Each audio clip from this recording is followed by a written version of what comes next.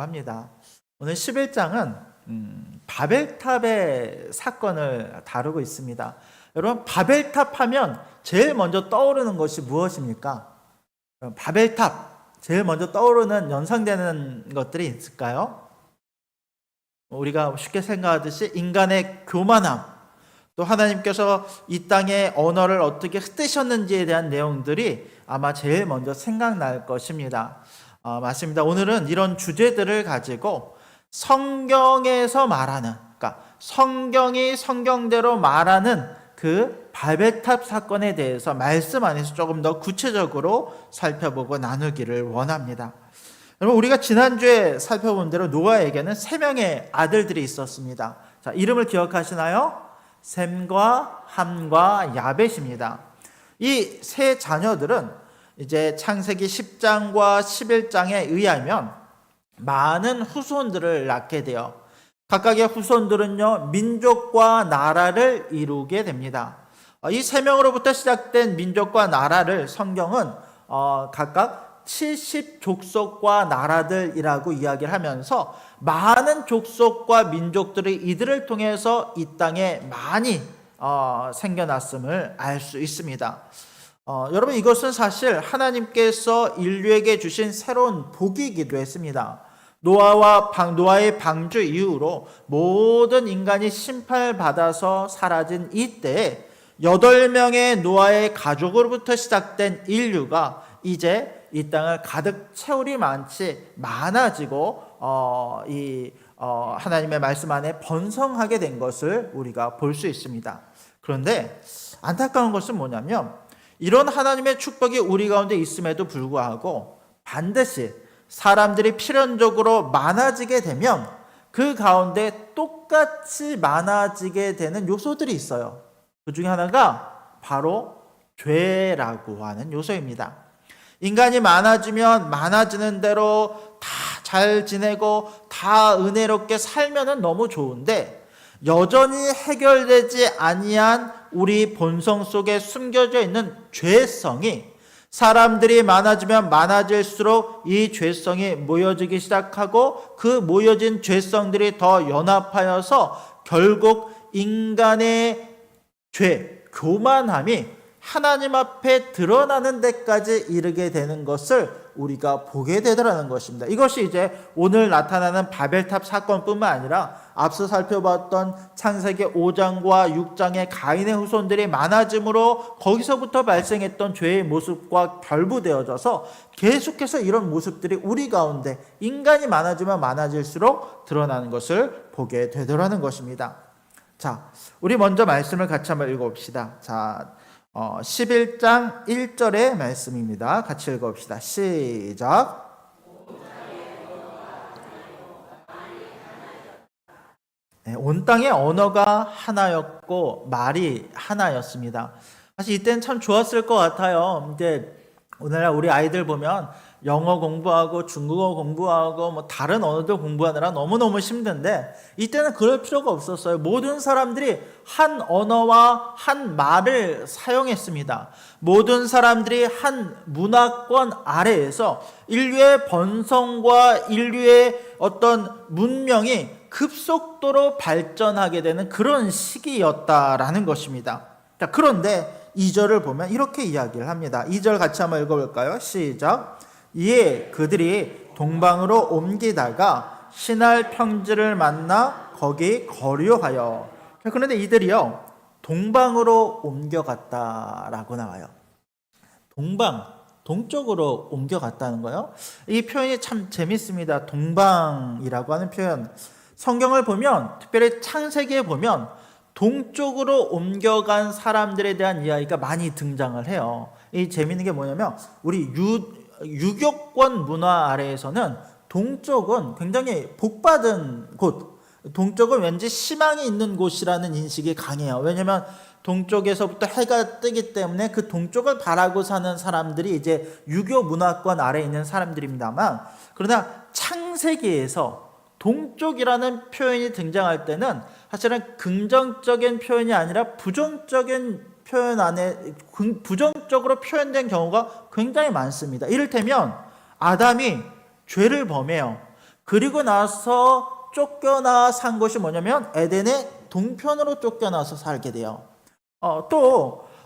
가인이 아벨을 죽이는 죄를 범하고 난 이후에 그 거주하던 곳에서 동쪽으로 옮겨가 그 동쪽의 노시라는 땅에 거주하며 사는 것을 보게 됩니다. 그때도 가인은 동편으로 이동을 하게 되더라는 거예요. 또 나중에 보면 아브라함과 롯의 이야기가 등장을 하는데 아브라함이 롯과 함께 이 가나안 땅을 보면서 네가 어디 가서 살래라고 이야기했더니 그때 롯이 선택한 땅이 뭐냐면 동쪽에 위치한 땅이에요. 근데 그 동쪽의 땅이 어디였냐면 소돔과 고모라 땅이 되더라는 거예요. 이렇듯 특별히 창세기에서 동쪽이라고 하는 땅은 죄가 있는 곳 혹은 죄의 결과로 거주하게 된 곳이 동쪽으로 표현된 경우가 굉장히 많다라는 거예요.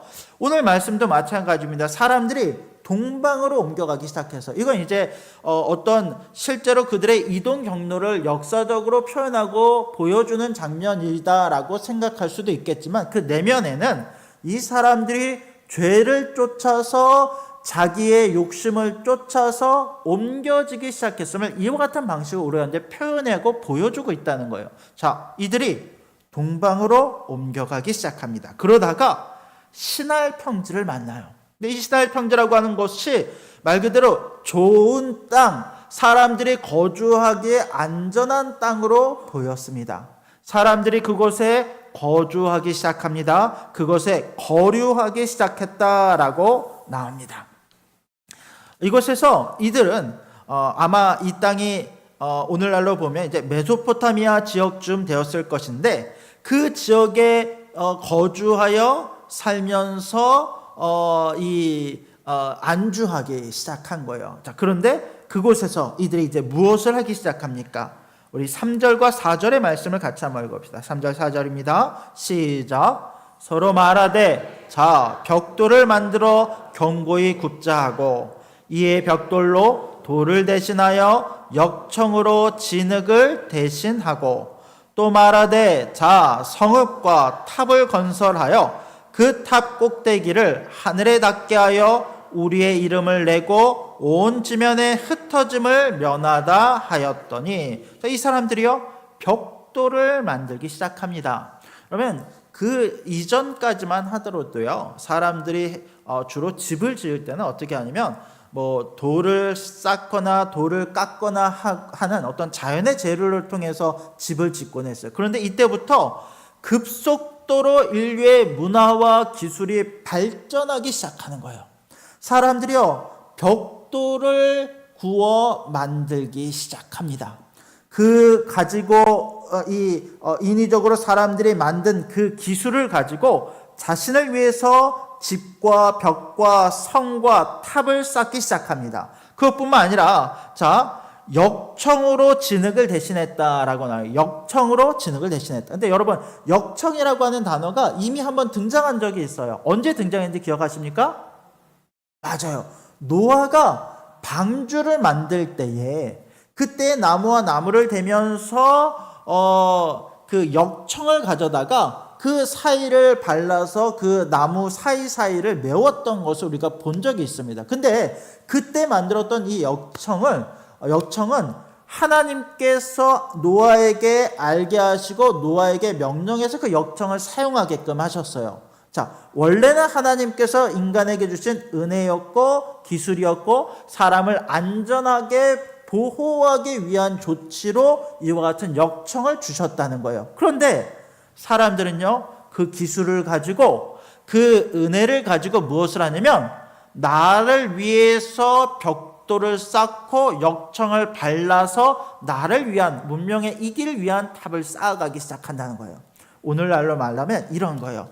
여러분 인류 문명 중에 가장 획기적인 발명품 중에 하나가 뭐냐면 폭탄이에요. 다이너마이트예요. 다이너마이트는 원래 왜 개발된지 아십니까?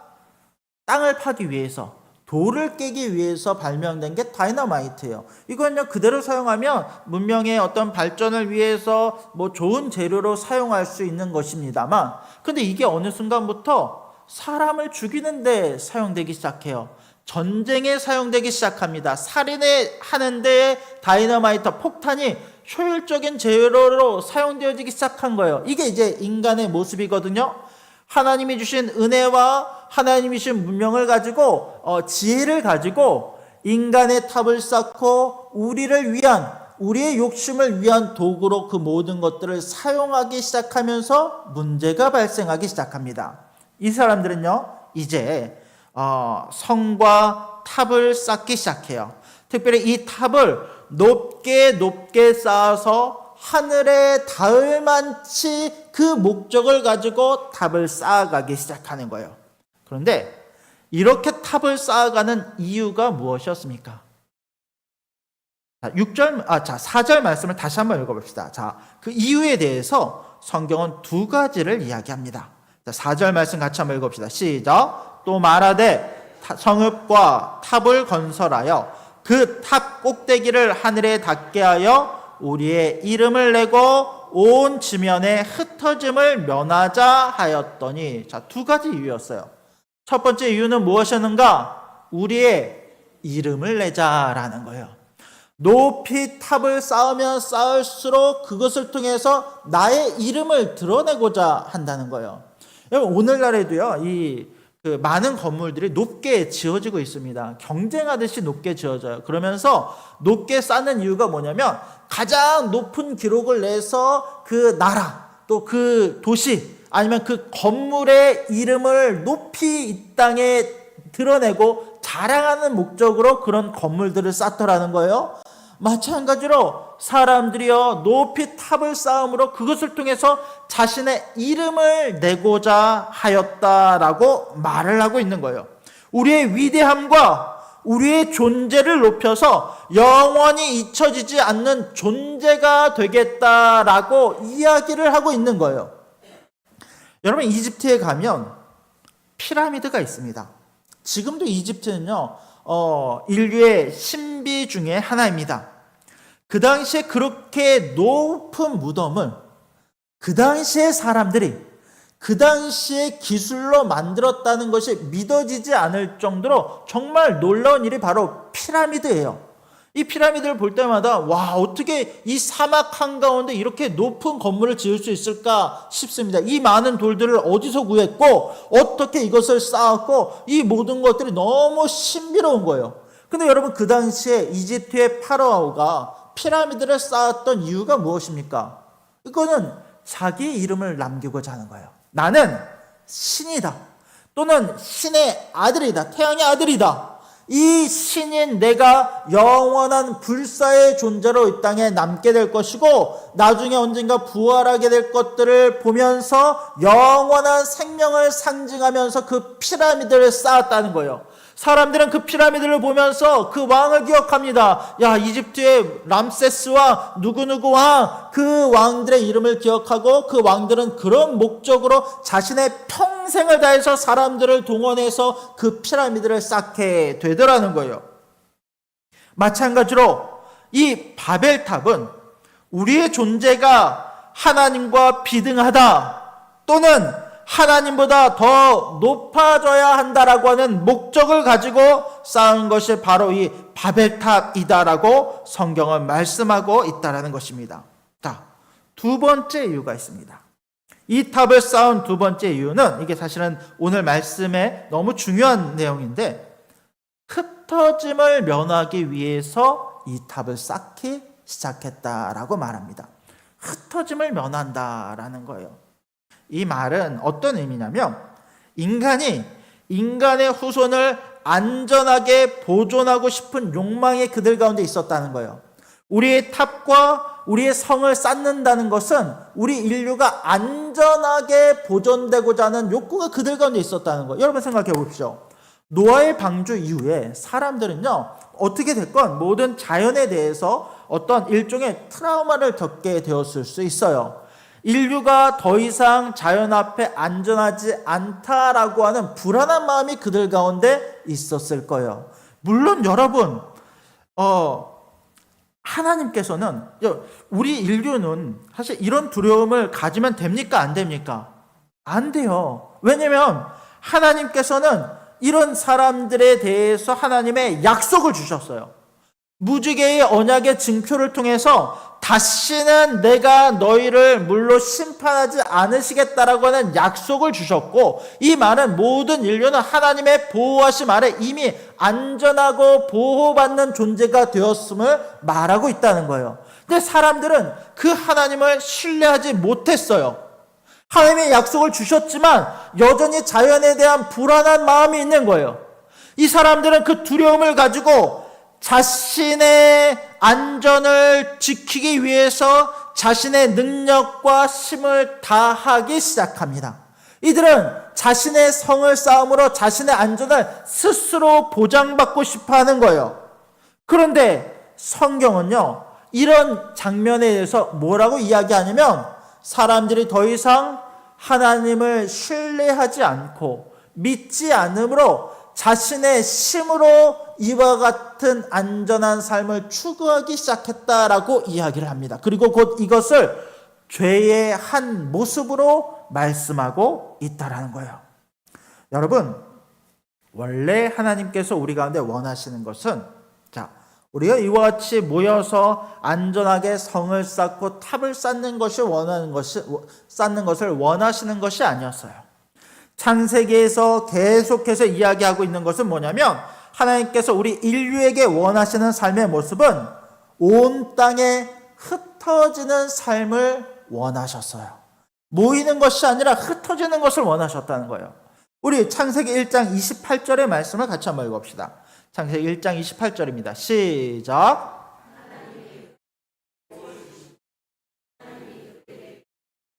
생육하고 번성하여 땅에 충만하라. 땅을 정복하라. 바다의 물고기와 하늘의 새와 땅에 움직이는 모든 생물을 다스리라 하시니라. 하나님께서 인류에게 복을 주시면서 그들에게 말씀하셨던 것은 뭐냐면, 이 땅에 생육하고 번성하라 라고 하는 명령을 주셨어요. 여러분, 그 명령은 이미 성취되었습니다. 햇셈과 함과 야벳을 통해서 많은 민족이 이 땅에 번성하였고요, 생육하였고, 많은 인류가 생기기 시작했어요. 그런데 그 이어지는 명령이 무엇입니까? 땅에 충만하라 라고 하는 명령을 주셨는데, 이 말은 직역하면 너희가 땅에 흩어지라 라고 하는 거예요. 그 말은 너희 가운데 주신 하나님의 명령을 가지고 세상 끝까지 나아가 모든 하나님이 주어진 이 땅의 모든 만물을 하나님의 법칙 아래 다스리고 충만하여 하나님의 영광이 온 땅에 가득하게 하라라고 하는 것이 최초의 하나님께서 인류 가운데 주신 축복이자 명령이셨다는 거예요. 근데 사람들은 그 명령을 잊어버려요. 자기의 안주함에서, 자기의 어떤 범주 안에서 만족하며 살기를 원한다는 거예요. 여러분, 이 명령은요, 노아의 때에 다시 한번 갱신되었어요. 자, 9장 1절의 말씀을 같이 한번 읽어볼까요? 9장 1절입니다. 시작.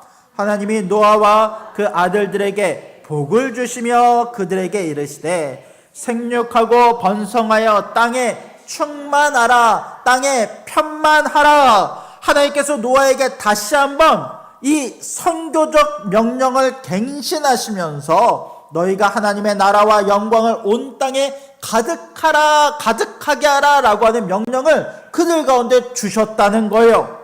그런데 오늘 우리가 창세기 11장에서 만나는 인류의 모습은 이 흩어짐을 면하고자 하여 자신의 후손과 종족을 보존하고자 자신의 마음대로, 자신의 능력대로 이 모든 것을 보존하고자 더 이상 하나님을 신뢰하지 않으며 자신들의 탑을 쌓아가기 시작했다라고 성경은 말씀하고 있다는 것입니다. 여러분, 이것은 하나님의 창조 질서와 명령에 정면으로 도전하는 불순종의 모습이라는 거예요. 더 이상 이 백성들이 하나님의 약속을 신뢰하지 않겠다라는 거예요. 이것이 바로 그들 가운데 있었던 진짜 교만의 모습이었습니다. 하나님께서는 이것을 더 이상 간과하실 수 없었어요. 그래서 우리 5절 말씀을 같이 한번 읽어볼까요? 5절입니다. 시작. 여호와께서 사람들이 건설하는 그 성읍과 탑을 보려고 내려오셨더라. 이 표현이 재밌죠? 하나님께서 직접 그들 가운데 오셔서 그들이 짓는 탑과 성읍을 하나님께서 직접 눈으로 보시기 시작하셨어요. 그리고 결론을 내리십니다. 6절 말씀을 같이 한번 읽읍시다. 6절입니다. 시작. 여호와께서 이르시되 이 무리가 한 족속이요 언어도 하나이므로 이같이 시작하였으니 이후로는 그 하고자 하는 일을 막을 수 없으리로다. 하나님께서 판단하신 것은 그것입니다. 이 백성의 악이 다시 커지기 시작하고 자신의 한 문화와 능력을 자신하며 이와 같은 교만의 일을 행하기 시작하였는데, 이것을 그대로 두게 되면 앞으로 그들이 하고자 하는 일, 앞으로 그들이 하나님 앞에 죄에 짓는 더 많은 일들을 막을 수 없게 될 것을 생각하시며 그들의 죄악이 가득했을 때에 그들을 흩으시기로 작정하십니다. 처음에 하나님께서 아담에게 노아에게 하셨던 그 명령 그대로를 하나님께서 이들을 흩으심으로 행하시기로 작정하신 거예요. 그리고 그 가운데 하나님이 선택하신 일은 뭐냐면 그들의 언어를 다 다르게 만드는 일이었습니다. 그러면 인간은요, 소통이 굉장히 중요한 존재입니다. 부부간의 소통이나 아니면 어떤 사람과 사람과의 소통을 통해서 신뢰를 만들어가고 이해를 만들어가는 것이 우리 인간의 이 본성이고 인간의 어떤 존재의 어떤 한 모습이에요. 그런데 하나님께서는 이 소통을 끊으심으로 인간이 더 이상 하나로 모여서 하나의 죄악을 하나님 앞에 하나로 이 반역하는 것을 더 이상 두고 보지 않으시겠다라고 작정하신 거예요. 그래서 모든 민족을 가르시기로 작정하시고 선택하신 것이 사람들의 이 소통, 특별히 언어를 혼잡하게 하여 알아듣지 못하게 만드시는 사건이었다는 것입니다. 자, 7절 말씀을 같이 한번 읽어볼까요? 자, 7절입니다. 시작. 자, 우리가 내려가서 거기서 그들의 언어를 혼잡하게 하여 그들이 서로 알아듣지 못하게 하자 하시고, 자, 이 표현도 재밌죠? 누가 내려가서? 우리가 내려가서. 앞서서는 여호와께서 내려오셔서라는 표현이었는데 여기서는 우리가 내려가서라는 표현이 등장합니다. 오늘 이 직접적인 주제는 아니기 때문에 간단하게 넘어가겠습니다만, 삼위 하나님의 모습이 구약에서 종종 표현되는 경우가 있는데 오늘 말씀에서 이 표현이 등장합니다. 삼위 하나님께서 이 땅에 내려오셔서 그들의 언어를 혼잡하게 하시고자, 그들을 심판하시고 그들을 갈라놓으시고자 작정하시고 그 일들을 행하시기 시작했다는 거예요. 자, 그 결과가 어떻게 나옵니까? 자, 8절 말씀입니다. 같이 읽겠습니다. 시작. 여호와께서 거기서 그들을 온 지면에 흩으셨으므로 그들이 그 도시를 건설하기를 그쳤더라. 하나님께서 계획하신 것이 이 생각하신 것이 정확하게 맞았습니다. 사람들이 언어가 달라지기 시작하자 그들의 소통에 문제가 생기기 시작했습니다. 야, 벽돌 좀 가져다 줘 라고 했는데 지푸라기 가져오고, 야, 이거 필요한데 역청 좀 더 가져와봐 라고 했더니 물을 가져오고, 말도 안 되는 상황에서 더 이상 인간의 소통이 끊어지고 건설이 지속되는 것이 불가능한 지경에 이르기 시작합니다. 심지어 이것은 서로 안에 분쟁을 일으키기 시작하고 사람들은 같은 말을 쓰고 같은 언어들을 쓰는 사람들끼리 모여서 각각 갈라져 이 땅에 흩어지기 시작합니다. 더 이상 하나님을 향해서 인간이 하나로 뭉쳐서 죄를 짓는 그 일을 멈추고 이 땅에 흩어져 하나님이 처음 계획하신 대로의 삶을 그들이 살아가기 시작했다라고 성경은 기록하고 있다라는 것입니다. 그러면서 9절은 이렇게 이야기하죠. 자, 9절입니다. 시작. 그러므로 그 이름을 바벨이라 하니 이는 여호와께서 거기서 온 땅의 언어를 혼잡하게 하셨습니다. 여호와께서 거기서 그들을 온 지면에 흩으셨더라. 이 바벨이라고 하는 뜻이 혼돈, 혼잡이라고 하는 의미를 가지고 있습니다만 그 이름 그대로 사람들이 그들을 흩으시고 온 지면에 다 퍼져서 살게끔 하셨다라고 성경은 말씀하고 있다라는 것입니다. 자, 그렇다면 오늘 말씀이 우리 가운데 주는 메시지는 무엇일까요? 첫 번째는 이런 것입니다. 우리 안에 있는 교만한 모습을 먼저 우리가 살펴보기 원합니다. 자, 교만이라고 하는 것은 우리가 단지 하나님보다 높아지겠다, 내가 자랑하고 내가 인정받겠다 하고 하는 것이 교만이 아니라, 자, 교만은 결국 그것입니다.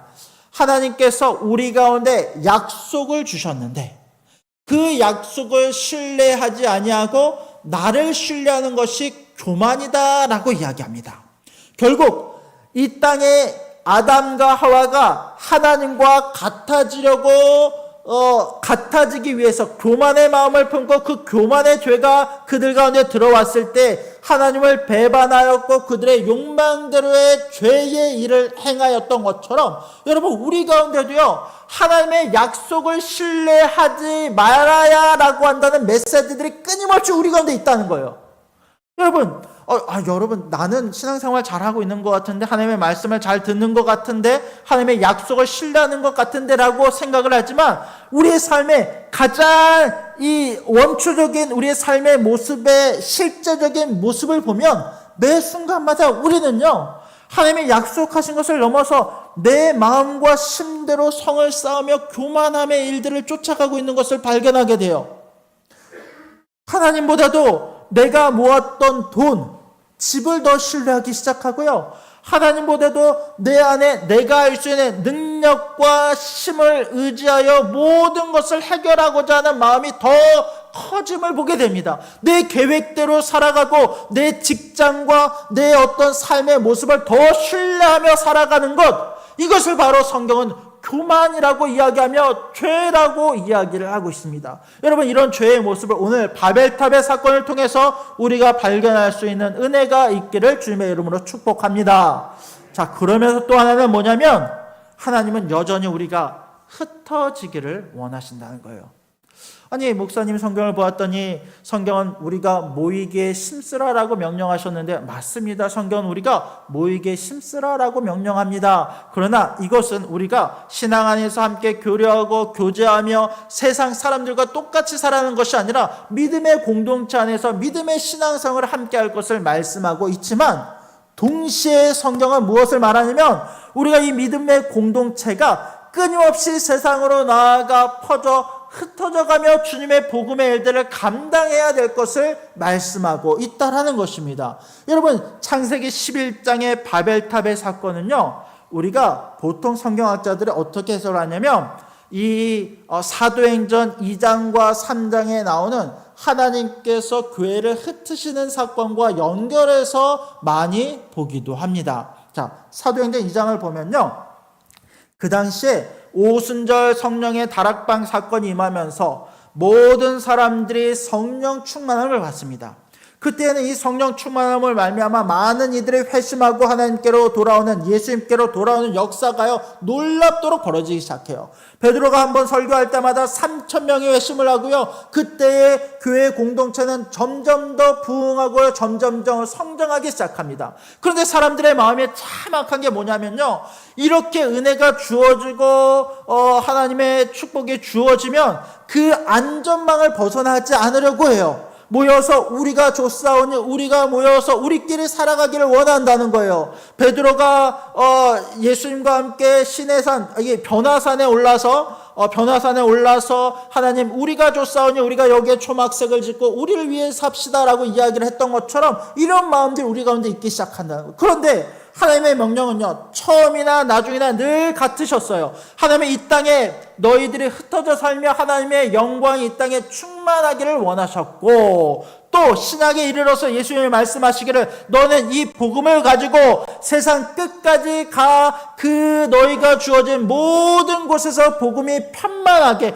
복음이 충만하게 할 것을 명령하셨다는 것입니다. 그래서 그때 하나님께서 초대교회에 주셨던 은혜가 무엇이냐면 핍박을 주셨어요. 근데 우리가 생각할 때 왜 하나님의 언어를 깨트리시는가, 왜 하나님의 초대교회를 핍박하시는가 이해가 안 될 수 있지만요, 그 결과가 어떻게 나타납니까? 그 핍박 가운데서 사람들이 복음의 소명을 더 굳게 붙잡기 시작했고, 오히려 하나님의 약속을 붙잡기 시작했고요, 그때부터 사람들은요, 교회가 흩어져서 온 유럽과 온 세상에 끝까지 교회가 세워지는 은혜가, 하나님의 계획과 놀란 은혜가 그들 가운데 임했던 것을 우리가 보게 되더라는 것입니다. 여러분, 이것은요, 오늘날 우리 가운데 주어진 하나님의 명령임을 또한 우리가 볼 수 있게 되기를 주님의 이름으로 축복합니다. 여러분, 오늘날의 교회가 많이 모이는 것을 꿈꿉니다. 많은 성도들이 대형 교회들을 소망하고요, 대형 교회를 향해서 달려갑니다. 근데 가만히 생각해 보세요. 물론 대형 교회가, 큰 교회는 큰 교회대로 하나님이 주신 은혜가 있고요, 그 큰 교회들을 통해서 하나님이 행하실 일들이 있어요. 그것을 부정하거나 그것이 잘못됐다고 이야기하는 것이 아닙니다. 다만 우리가 하나님의 입장에서 가만히 생각해 보면, 예수님께서 이 땅에 오셔서 우리가 많은 사람들, 수만 명의 사람들이 모여서 함께 있는 것을 보면서 무슨 생각을 하실까, 어떤 마음이실까를 가만히 생각해 보면, 어쩌면 하나님께서는 이 땅의 모든 교회가 또한 흩어져서 공동체와 지역과 사회를 살리며 하나님의 영광이 이 땅에 가득하게 하신 것을 원하지 않을까라는 생각을 하게 됩니다. 여러분, 우리 교회에도 이런 은혜가 있게 되기를 원합니다. 우리 교회가 높아지고 우리 교회가 커지고 이런 것들을 소망하기보다도 어떻게든 이 복음을 가지고 우리들의 공동체가 세상으로 나아가고 땅끝으로 나아가 이 복음의 사명을 잘 감당하는 교회가 되기를 주님의 이름으로 축복합니다. 이런 소망과 비전을 가지고 오늘 말씀 안에서 하나님의 명령을 따라 순종하며 살아갈 수 있는 저와 여러분들이 될 수 있기를 주님의 이름으로 간절히 부탁드립니다. 아멘. 기도하겠습니다. 하나님, 감사합니다. 오늘도 우리 가운데